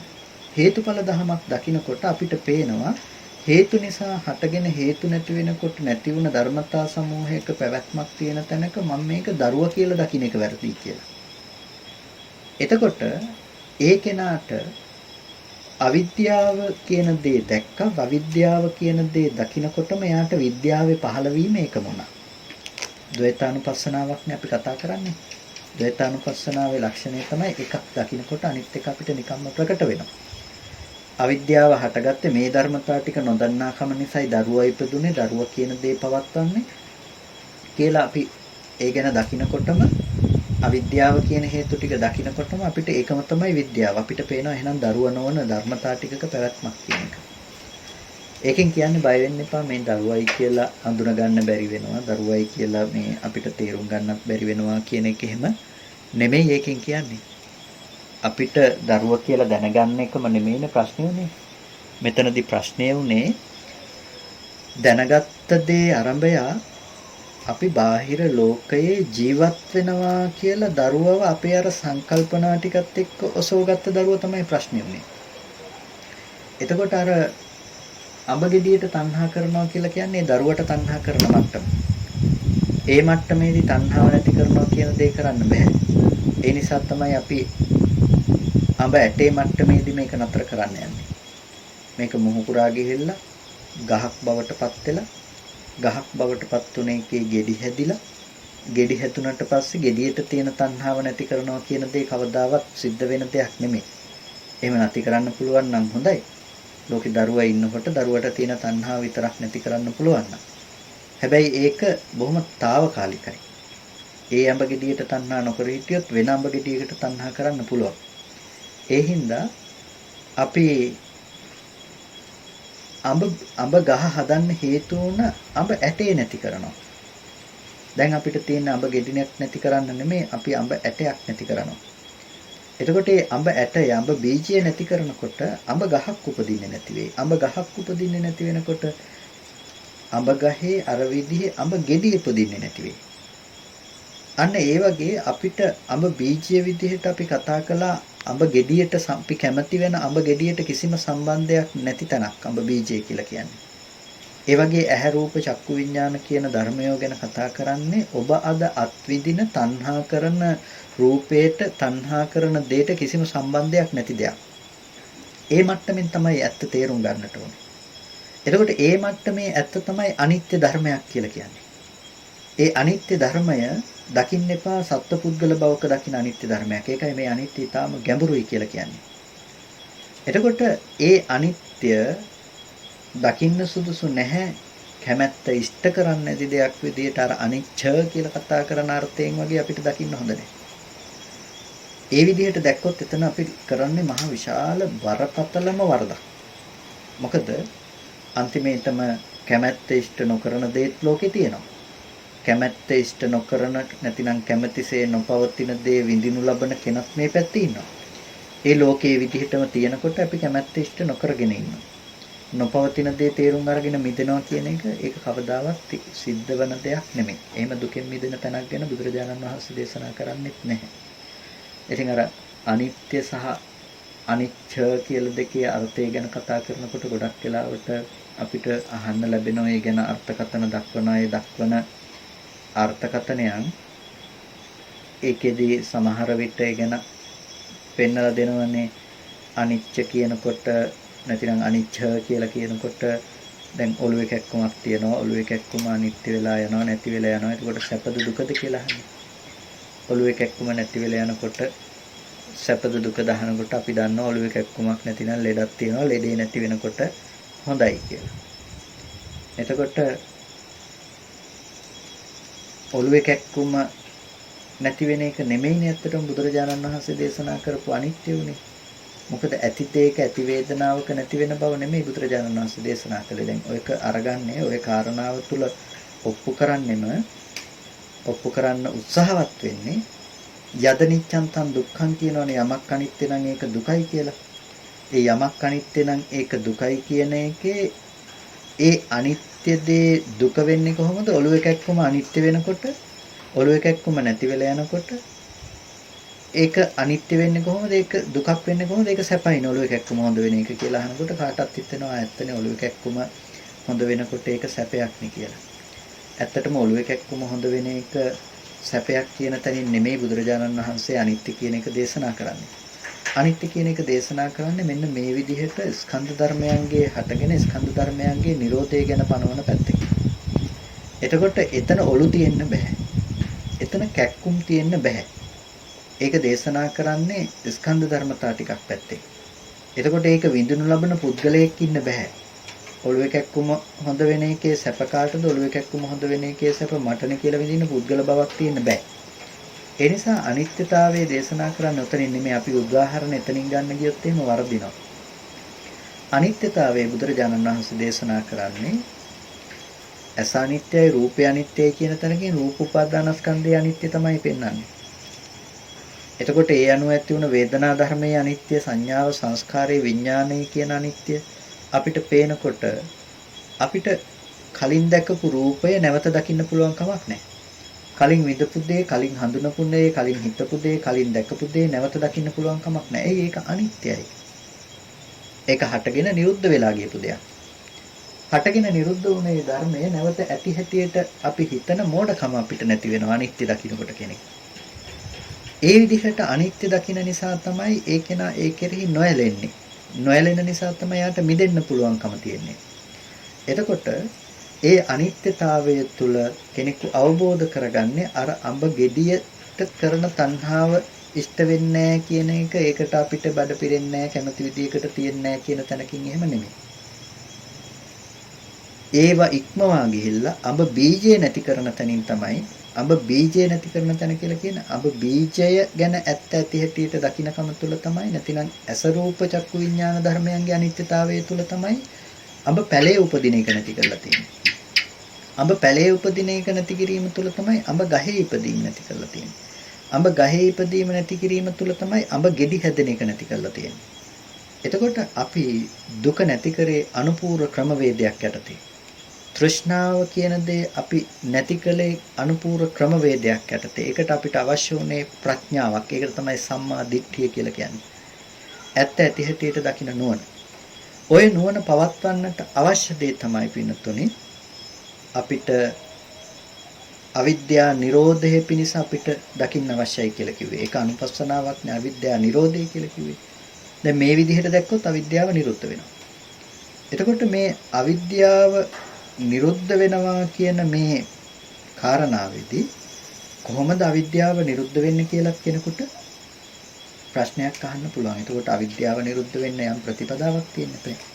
ඒ අවිද්‍යාව නිරුද්ධ වෙන ප්‍රතිපදාවේදී තමයි අපිට සීල සමාධි ප්‍රඥා කියන ත්‍රිශික්ෂා ධර්මයක් අවශ්‍ය වෙන්නේ. ඒ කියන්නේ සීලයක් පිළිපදින්නට ඕනේ, සමාධියක් වැඩෙන්නට ඕනේ, ඒ තුළ ප්‍රඥාවක් කියන දේ තියෙන්නටත් අවශ්‍යයි. කෙනෙකු හිතනවා සීල සමාධි ප්‍රඥා කියන එක වැරදි කියලාත් ඒ කියන්නේ ප්‍රඥා සීල සමාධි විදියට හැදෙන්නට ඕනේ කියලා. නැහැ. සුතමය ඥානය තුළ අපි ලබා ගන්න ප්‍රඥා සීල සමාධි තමයි. ඒක අහලා දැනගන්න දෙන්නේ ප්‍රඥාවෙන් තමයි පටන් ගන්න සම්මා දිට්ඨියෙන්. හැබැයි කෘත්‍ය ඥානය වෙනකොට ඒ කියන්නේ අපි මේක කරනකොට අපිට කරන්න තියෙන්නේ සීල සමාධි ප්‍රඥා කියන පිළිවෙලට. එතකොට ඒ සීල සමාධි ප්‍රඥාවන් තුළදී අපිට සීල ප්‍රතිපදාවක පිහිටීම අනිවාර්යයෙන්ම අපි විසින් කළ යුතු දෙයක්. සීලය කියලා කියන්නේ මොකද්ද? කය වචන දෙකේ සංවරය. සීලයට කොයි වෙලාවකවත් මානසික සංවරය ඇති කරගන්නේ නැහැ. සීලය කියන එකෙන් අදහස් කරන්නේ මනස රැක ගන්න ඕනේ. ඒක මානසික සංවරයක්. හැබැයි ශික්ෂා පද දේශනා කරන්නේ නැහැ කොයි වෙලාවකවත් සිතුවිල්ලක් ඇති වුණොත් බිඳිලා යන ශික්ෂාපද. මොනවද තියෙන්නේ? ශික්ෂාපද සිතුවිල්ලකින් මිදලා යන්න පුළුවන් දේවල්. කිසිම ශික්ෂාපදයක් සිතුවිල්ලක් ඇති වූ මාත්‍රයෙන් බිඳලා යන ශික්ෂාපද දේශනා කරන්නේ නැහැ. ඒකට හේතුව තමයි ශික්ෂාපද විදිහට පෙන්වන්නේ වීතික්‍රමයක්, ව්‍යතික්‍රමයක්. එහෙම නැතිනම් කය වචන දෙක ඉක්මවා යෑමක් නතර කරන්න. ඒකට කියනවා කායික වාචසික සංවරය කියලා. ඒ කායික වාචසික සංවරය ඇති කර ගැනීම තමයි සීලයක් තුළ කෙනෙකු සිද්ධ කරන මූලිකම දේ. ඒ කායික වාචසික සංවරය ඇති කර ගන්නකොට අපිට අපේ ජීවිතයේ ධාර්මික ජීවිතයක් බවට පත් කර ගන්න සිද්ධ වෙනවා. වචනය තුළ අපි සංවරයි. වචනය තුළ සංවර වෙනකොට අපි දැහැමි කතාවන් විතරයි කරන්නේ. මෙහෙට ලෝභ, දේශ, මෝහ වැඩි වෙන අරමුණු වැඩි පුරව ගන්න යන්නේ නැහැ. එතකොට කය සංවර කරගන්නවා. කය සංවර කරගන්නකොට අපිට බොහෝ අකුසල ධර්මයන් වැඩෙන පැත්තට අපිව අරගෙන යන්නේ නැහැ. හැබැයි මානසිකව කෙලෙස් ඇති වෙන්න පුළුවන්. අන්න එතනදී තමයි සමාධිය කියන දේ අපිට අවශ්‍ය වෙන්නේ. සමාධිය කියලා කියන්නේ චිත්ත ඒකාග්‍රතාවය. චිත්ත ඒකාග්‍රතාවය කියන එක මුල ඉඳලා අගට වෙනකම්, ඒ කියන්නේ සමාධියක් උපදවන තැන ප්‍රථම ධ්‍යාන, ဒုတိ ය ධ්‍යාන, තෘතිය ධ්‍යාන, චතුර්ථ ධ්‍යාන කියන තැන් අපි හරිනම් වෙන වෙනම කතා කරන්න ඕනේ තැන්. එතකොට ඒකේ ප්‍රථම ධ්‍යානය කියන්නේ මොකක්ද? ඒක ලැබෙන්නේ කොහොමද කියන කාරණාව. විතක්ක ਵਿਚාර පීති සුඛ ඒකග්ගතා කියන මේ ධ්‍යාන ලක්ෂණ ටික පිහිටා සිටින තැන ප්‍රථම ධ්‍යාන අවස්ථාවක්. එතකොට මේ ප්‍රථම ධ්‍යාන අවස්ථාවට කෙනෙකුපත් වෙන්නේ මොන විදිහේ චිත්ත ඒකාග්‍රතාවයක් තුළද කියන එක ගැන අපි විශේෂයෙන් තේරුම් ගත යුත්තේ. මොකද සමහර වෙලාවට සමහර ඇත්තෝ ඉන්නවා ධ්‍යානවලටපත් වුණා කියලා හිතාගෙන විවිධ මානසිකව ඇති කරගත්ත දේවල් වල රැවටිලා. තමන්ගේම විතර්ක වලට තමන්ම රැවටිලා. අපි අහගෙන හිටිය එක්තරා කෙනෙක් ප්‍රශ්නයක් යොමු කරන එක අවස්ථාවකදී මේ තෘතිය ධ්‍යානයටපත් වෙච්ච කෙනෙක් එයා ටිකක් බීලා මත්පැන් පානය කරලා තෘතිය ධ්‍යාන සමාපත්තියට සම්වැදෙන්න ගියපු අවස්ථාවක් ගැන කතා කරන එක. ඉතින් මේ විදිහට එයාට ඒ අනුශාසනා කරපු වික්ෂුන් වහන්සේත් ඒක අනුමත කරලා නෑ, එහෙම නෙමෙයි මෙහෙම කරන්න කියලා වෙනම පැත්තකින් දේශනා කරනවා.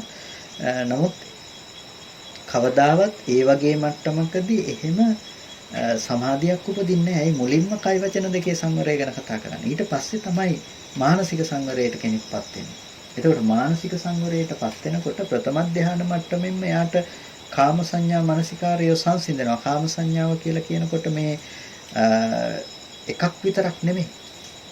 රූපය අනුව ගියපු, ශබ්ද ගන්ධ රස ස්පර්ශ අනුව ගියපු ඒ විදිහට ඇති කරගත්ත කාමය අනුව බැස ගන්න සංඥා මානසිකාර තමයි එතනදී අදහස් කරන්නේ. එතකොට ඔහුට තියෙන දේ තමයි රූපාවචර ධානයේ උපදවන්න හේතු වුණ නිමිත්ත උත්පාදනය. නැතිනම් නිමිත්ත පිළිබඳව තමයි යාගේ මානසිකාරය පවතින්නේ. ඒ ධාන නිමිත්තක් විදිහට යා උපදවගත්ත ඒ නිමිත්ත තුළ තමයි යා වාසය කරන්නේ. එහෙම නැතුව බාහිර දේවල් වලට කැමැත්ත ඇති කරගෙන ප්‍රථම ධානයක් තියාගෙන එයාට කිසිම ගැටලුවක් නැතුව රූප ශබ්ද ගන්ධ රස ස්පර්ශයන්ගේ ආස්වාදයේ විඳිමින් කාමුක ලෝකයේ තුල කටයුතු කරන්න පුළුවන් කමක් එයාට ඇත්තේ නැහැ. එතකොට නමුත් ධර්මයේ වැරදිවට ගත්තොත් කෙනෙක් හිතනවා කාමයේ කියන දේ තියාගෙන ප්‍රථම ධානයක් තියාගෙන ඉන්න පුළුවන් කියලා. නමුත් ප්‍රථම ධානයේ යම් තැනක නම් එතන කාමසාගත සංඥා මානසිකාර නැහැ. කාමසාගත සංඥා මානසිකාරය යම් තැනක නැත්තම් එතන ප්‍රථම ධානයේ නැහැ. එතකොට ඒ තෘතිය ධානයේ ගැන කවර කතාවක්ද? එතකොට අපිට මේ විදිහට ධාන ගැන සමාධිය ගැන කතා කරනකොට මේ සමාධිය දෙපැත්තකින් සමාධිය තියෙනවා.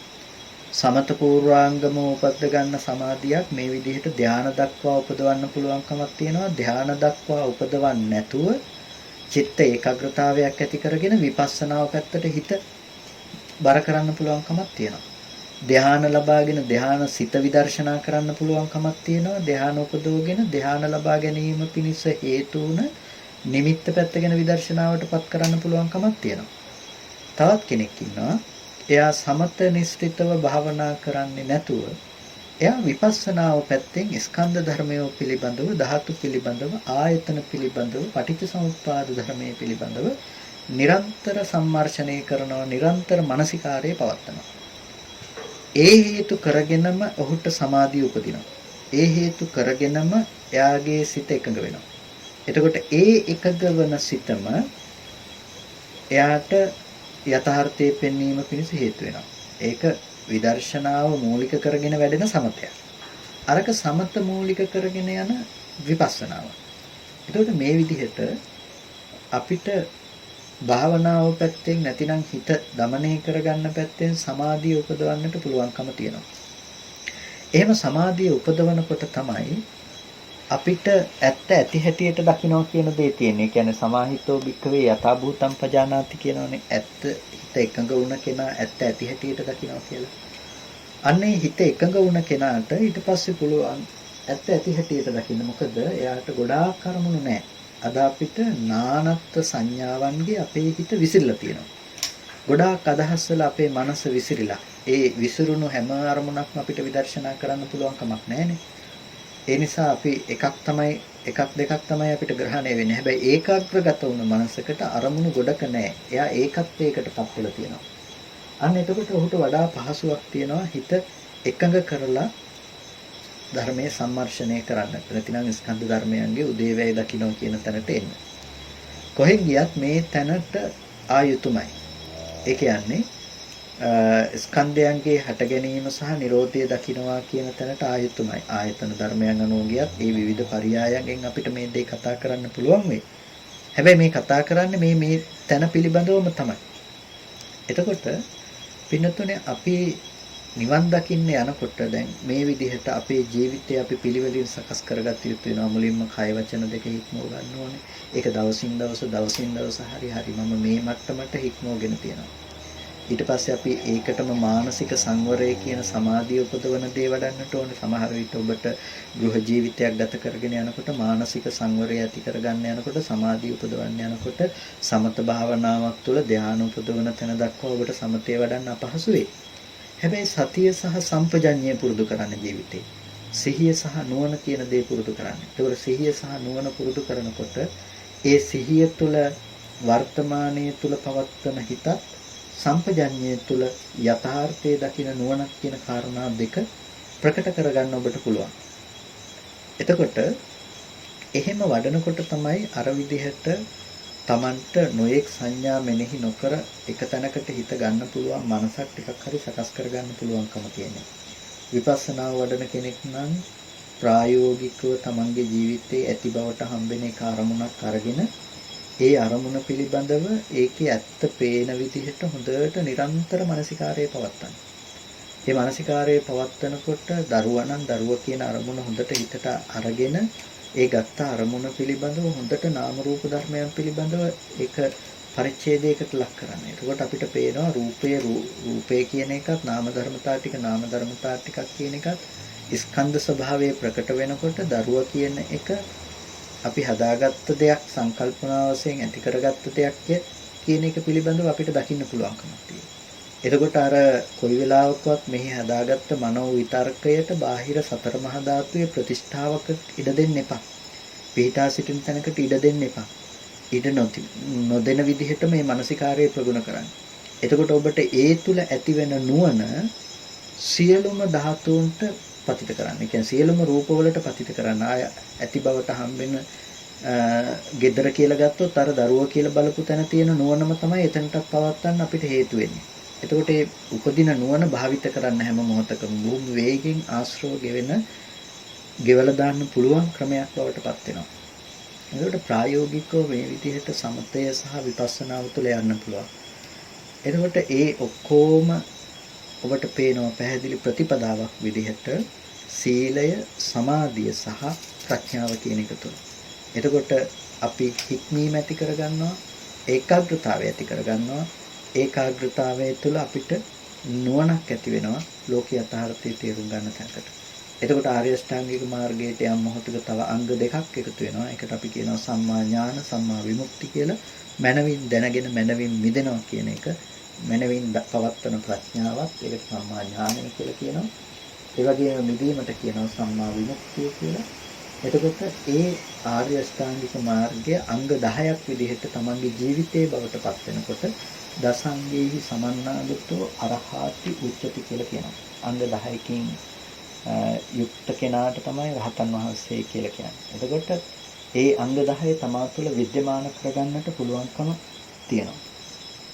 මේ විදිහට යම්කිසි කෙනෙක් අපි ද්වෛතානුපස්සනා සූත්‍රය ආශ්‍රයෙන් කතා කළේ අවිද්‍යාව කියන නොදන්නාකම කියන එක දන්නවනම් එතකොට යම් දුකක් හටගත්තා නම් ඒ දුක ඇති වෙන්නේ හේතු උනේ අවිද්‍යාවයි කියලා අවිද්‍යාවේ පැවැත්ම පිළිබඳව ඒ කෙනා දැනගන්නකොට ඒ වගේම අවිද්‍යාවේ නිර්වශේෂ නිරෝධයෙන් දුකේ හට ගැනීමක් වෙන්නේ නැහැ කියලා දකිනකොට එයාට පේනවා ලෝකයේ ඇත්ත යථාර්ථය. එතකොට ලෝකය කියලා දෙයක් එයාට උපදින්නේ නැහැ. ඇයි එයාට පේනවා අවිද්‍යාව හටගත්තම දුක හට ගන්නවා කියලා දැක්කේ අර විදියට අඹ ගෙඩියකට ආස කරන මට්ටමට එනකොට ඒතන මොනවා වුණත් අපිට දුක විඳින්න පුළුවන් දෙයක්. දරුවට අම්මට තාත්තට ආස කරන මට්ටමකදී අපිට දුක විඳින්න පුළුවන් තැනක් තමයි නිර්මාණය වෙලා තියෙන්නේ. ඒ නිසා විද්‍යාව තිබුණොත් යම් තැනක එතන දුක උපදවනවම තමයි. හැබැයි අපිට අඹ බීජයම නැති කිරීම තුළ එතන Nirodhaය තුළ අවිද්‍යාවත්වයේ අශේෂ විරාග නිරෝධය අර එකක් ගොඩ නැගිලා යන නොදෙන කම තුළ හිතේ අපි Nirodhaය කියන දේ සාක්ෂාත් කරලා තියෙනවා. නැති දුක්ඛස්ස සම්භව දුකේ හට ගැනීමක් එතන නැත්තේ. එතකොට දුක කියන දේ නොහට ගන්න බවට පත් කරලා තියෙනවා. ඇයි අපි ඒ ධර්මයන්ගේ Nirodhaය පෙන්වා දීම තුළ. මෙන්න මේ විදිහට අපිට පුළුවන්කම තියෙනවා දුක උපදින පැත්ත දිහා බලලා දුක උපදින පැත්ත දැනගන්නත් ඒ වගේම දුකේ Nirodhaය කියන දේ දකින්නත්. ඉතින් විශේෂයෙන්ම ද්වෛතානුපස්සනා සූත්‍රයේ බොහෝ කාරණා රාශියක් තියෙනවා. ඒ රාශිය අතුරින් අපි මේ සාකච්ඡාවට ගත්තේ අද මේ එක කිංචි කාරණාවක් නැතිනම් අවිද්‍යාව කියන දේ අනුව හටගන්න ද්වෛතාවේ එහෙම නැතිනම් කාරණා දෙක පිළිබඳව පමණයි. ඒ පිළිබඳව අපිට ප්‍රශ්න ගැටලු තියෙනවා නම් මේ මාතෘකාව සාකච්ඡා කරන්න පුළුවන්.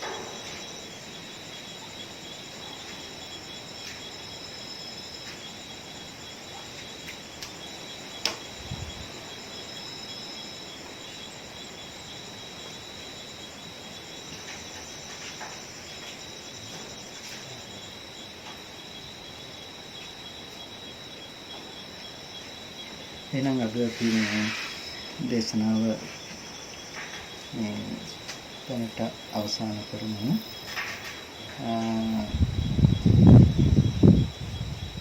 අපේ ස්වාමීන් වහන්සේ වැඩ ඉන්නවද? එහෙනම්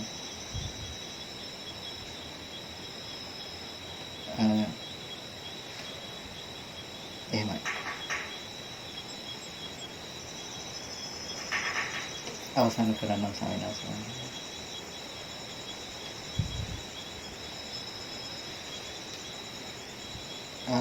එහෙමයි ස්වාමීන් වහන්සේ. මම එහෙම අවසන් කරන්න එහෙනම්. හොඳයි කවුරුත් කල්පනා කරගන්න අද දවසේදී සද්ධර්ම ශ්‍රවණය කරලා යෝනිසෝ මනසිකාරාදී පවත්වලා බොහොම වටිනා කුසලයක් හැමදෙනාම සිදු කරගන්න තියෙන්නේ. මේ සීල කුසල ධර්මයන් අපි මේ වෙලාවේදී අවබෝධ අනුමෝදන් කළ යුතු සීල ගුණාටම අනුමෝදන් කරනවා. මේ සීල කුසලයව පළමුවෙන්ම අපට අර්ථයෙන් ධර්මයෙන් අනුශාසනා කළ ධර්මාචාර්ය අවසරයි මාංකඩවල සුදස්න ස්වාමීන් වහන්සේට වගේම අවසරයි මාංකඩවල නන්දරත්න ස්වාමීන් වහන්සේට ස්වාමීන් වහන්සේලා දෙනමතම උතුම් නිවනින් සැනසීම පිණිස මේ සීල කුසල් හේතු පාරමිතාවක් වේවා කියලා ප්‍රාර්ථනා කරනවා. ඒ වගේම මේ සීලෝම කුසල ධර්මය සීල දෙවියෝ සතුටින් සාධනාවෙන් අනුමෝදන් ලබත්තා දෙවියන්ටත් මේ පින් උතුම් නිවනින් සැනසීම පිණිසම හේතු පාරමිතාවක් වේවා කියලා සාදු කියලා පින් අනුමෝදන් කරන්න දෙවියන්ට. ඒ වගේම මේ සීලෝම කුසල ධර්මයන්ව තමන් නමින් මිය පරලෝකීය සීලම ඥාතීන් සිහිපත් කරගන්න මේ කාලවකවානුව තුළ ඒ රෝගී තත්ත්වයන් හේතුවෙන් මිය ගිය කවුරු හරි පින් බලාපොරොත්තු වෙනවා නම් ඒ සෑම සියලු සත්වගත මේ ඔබ නමින් මිය පරලෝකීය සීලෝම ඥාති වර්ගයාත් මේ සියලු පින් සතුටින් සාදුනාතේ අනුමෝදන් ලබත්වා හැමදෙනාට මෙතන නිවන සැනසෙන්නට මේ පින් හේතු පාරමිතාවක් වේවා කියලා සාදු කියලා මහත්මියට පුණ්‍යානුමෝදනා කරනවා. ඒ වගේම අද දවසේදී මේ වටිනා කුසලය සිද්ධ කරගන්නට අවශ්‍ය ඒ සංවිධානය කරන්නට අවශ්‍ය සියලු කටයුතු සිද්ධ කරපු අපේ ගෞරවනීය ස්වාමීන් වහන්සේට අපි පුණ්‍යානුමෝදනා කරන්නට අවශ්‍යයි. මිචිගන් ප්‍රාන්තයේ ග්‍රේට් ලේක්ස් බෞද්ධ විහාරවාසී අනුසරයි අටිනුවර සංකීර්ණ ස්වාමීන් වහන්සේට ඒ වගේම විහාරාධිපති නායක මාහිම්පාණන් වහන්සේ ඇතුළු ඒ සියලුම ස්වාමීන් වහන්සේලාට අපි ආශිර්වාද කරනවා. අපේ ගෞරවනීය ස්වාමීන් වහන්සේලාට නිදුක් නිරෝගී සුවපත් බව චිරජීවනයේ සැලසේවා. කායික මානසික සැනසෙල්ල ඇති කරගෙන ශාසන බ්‍රහ්මචර්යාව හිම් පූර්ණේ කරගෙන උතුම් නිවනින් සැනසෙන්නට මේ සීල කුසලියෝ හේතු පාරමිතාවක්ම වේවා කියලා සාදු කියලා එනවා ආශිර්වාද කරන පින්වන්දනා කරන්න. ඒ වගේම අද දවසේදී මේ සඳහා අවශ්‍ය කටයුතු සූදානම් කරපු සියලුම දෙනාටත් අපේ කසුන් මහත්මයා අනුරාධපුර ඇතුළු ඒ සියලු දෙනාට ඒ වගේම මිචිගන් බෞද්ධ විහාරස්ථාන ඒ ලේක්ස් බෞද්ධ විහාරයේ ඒ සියලු දායක පින්නතුන්ට මේ කටයුතු සඳහා සියලු ඒ අවශ්‍ය දේවල් සූදානම් කරලා ඒ සියලු උත්සුක වුණ ඒ සියලු කල්යාණ මිත්‍ර පිරිසට අපි අනුමෝදනා කරනවා. මේ පොසොන් පොහොය නිමිති කරගෙන මේ වටිනා සද්ධර්මයේ පණිවිඩය ලෝකයටම බෙදා දීම වෙනුවෙන්. මොකද ධර්මයේ කියනකොට ඒක ටිකක් ගැඹුරු වෙන්නට පුළුවන්. අහලා නැති කෙනෙකුට මම හිතනවා මෙතන බොහෝ දෙනෙක් අහලා ටිකක් පුරුදු අය ඇත්තේ කියලා. ආධුනික කෙනෙක් හිටියත් එයා ටිකක් ගැඹුරු ලෙස දකින්නට පුළුවන්. නමුත් අපි ටිකක් පුරුදු වන්නට ඕනේ ධර්මයේ තුල කතා කරන ආහාර පද්ධතිය මොකක්ද කියන එක පිළිබඳව ටිකක් නුවණින් සම්මර්ෂණය කරන්නට අපේ සමාජයට ඒ ටික අඩුවෙන් ග්‍රහණය කරගෙන තිබුණ නිසාම තමයි නොඑක් මිත්‍යා මතවාදවලට නොඑක් මිත්‍යා අදහස්වලට අපේ සමාජයේ යොමු වෙලා තියෙන්නේ. ධර්මයේ කියලා හිතාගෙන සමහර වෙලාවට පද බිඳිමින් පාලි පදවලට සිංහල අර්ථකථන දෙමින් ඒ වගේම නොඑක් කමඨහනක් සජ්ජායනා කළ පමණින් ආලෝක මාත්‍රයක් පෙනීම පමණින් ආලෝකකය පූර්ණය වුණා ඔබ මේ ධ්‍යානය ලැබුවා මේ මාර්ගඵල තුලයි ඔබ ඉන්නේ ආදී ලෙස නොඑක් මිත්‍යා දෘෂ්ටි සමාදානයන්ටපත් වෙන්නේ පිරිසුදුව ධර්මයේ පිළිබඳව පෙළදහම පිළිබඳව අවබෝධයක් නැතිකම හේතු කරගෙන. ඒ හින්දා අපි පෙළදහම පිළිබඳව ධර්මයේ පිළිබඳව ගැඹුරු අවබෝධයක් ඇති කරගත යුතුමයි. ඒ නිසා එකපාරක් අහලා ඒක නොතේරුණත් නැවත නැවත කීප වතාවක් ඇහුවත් ඒක තේරුම් ගන්න පුළුවන්කම තියෙවි. ඒ සඳහා නොතේරුණත් උත්සාහවත් වන්න කියලා කාටත් කල්යාණ මිත්‍ර බවින් සිහිපත් කරනවා.